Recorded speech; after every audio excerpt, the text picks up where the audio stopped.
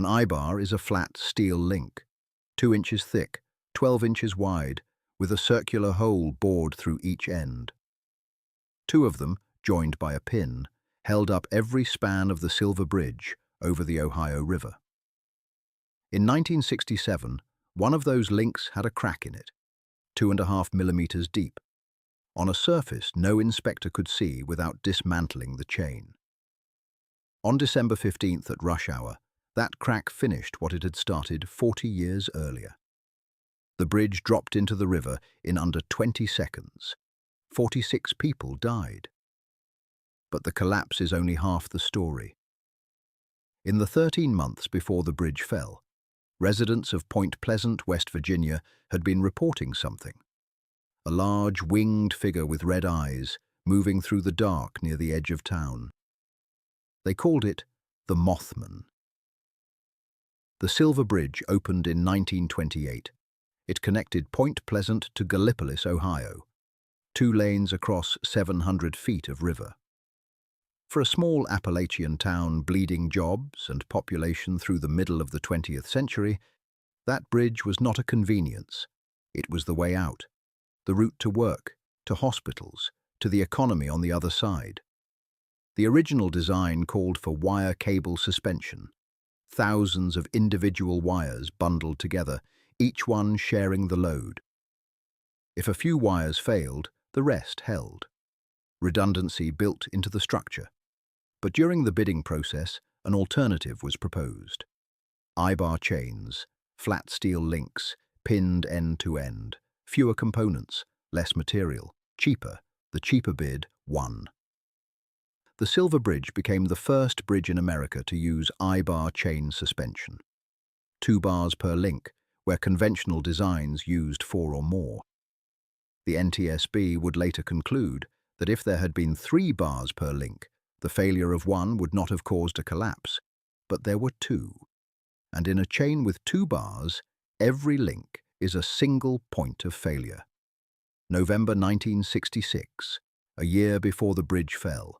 5 gravediggers working a cemetery near Clendenin, 70 miles from Point Pleasant, reported a large, brown, winged figure gliding low over the trees. A few days later, a contractor in Salem saw something that reflected light like bicycle reflectors in the dark. His German shepherd ran toward it and never came back. Then came the sighting that named the thing. November 15th, near midnight. 2 young couples, Roger and Linda Scarberry, Steve and Mary Mallette, were driving past the old TNT area north of town. The TNT area, a decommissioned World War II munitions plant, nearly 100 concrete bunkers, half buried in overgrown land, already a Superfund site in the making, a place the town associated with contamination and decay. Near the abandoned power plant, they saw what they described as a grey figure, 6 to 7 feet tall, with a wingspan of 10 feet and glowing red eyes. It followed their car. They drove to the sheriff's office. Roger Scarberry said later, "If I had seen it while by myself, I wouldn't have said anything." That line matters. This is not a man looking for attention. This is someone trying to make sense of something he cannot explain, who only speaks because 3 other people saw it too. The newspaper ran it the next morning. Couples see man-sized bird, creature, something. A copy editor at the Huntington Herald-Dispatch coined the name Mothman, riffing on the Batman television show. Within days, the sightings multiplied. A woman at the TNT area saw a birdman with grey feathered legs and was shocked into paralysis. A driver on Route 62 reported a creature keeping pace with his car at 75 miles an hour. A wildlife biologist at West Virginia University offered a reasonable explanation. A sandhill crane, nearly man-height, with a 7-foot wingspan and red flesh around its eyes, possibly stopping at the wildlife refuge during migration. The crane accounts for some of what people saw. It does not account for 13 months of sightings, the geographic clustering, or the way the reports stopped. December 15th, 1967, A Friday, rush hour, 37 vehicles on the Silver Bridge, 67 people heading home for the weekend, crossing from Point Pleasant to Ohio. The sun had set 10 minutes earlier. At approximately 4:58 p.m., I-bar 330, joint C13N, North Chain, Ohio side span, fractured. The adjacent bar slid off the pin. The joint separated completely. In a cable bridge, that would have been a local failure. The remaining wires would have redistributed the load. But this was not a cable bridge. This was a chain, and every link depended on the one before it. The entire suspended structure, 1,460 feet, folded downward. Witnesses said it looked like a deck of cards collapsing. It took less than 20 seconds. 31 vehicles fell into the Ohio River. 46 people were killed. 5 survived the fall into the water. 2 bodies, Kathy Bias and Maxine Turner, were never recovered. The river took them and did not give them back. The Mothman sightings stopped on December 15, 1967. The same day, not gradually, not a taper. The sightings had run for 13 months, and then they ended, abruptly, the day the bridge fell. If you are inclined toward the paranormal, this is the detail that haunts you. If you are not, it is still the detail you cannot quite dismiss. The NTSB investigation took 3 years. The final report, issued in 1971, traced everything back to I-bar 330. A cleavage fracture caused by stress corrosion and corrosion fatigue. A flaw that had been growing, invisibly, for the entire life of the bridge. 2.5 millimeters deep.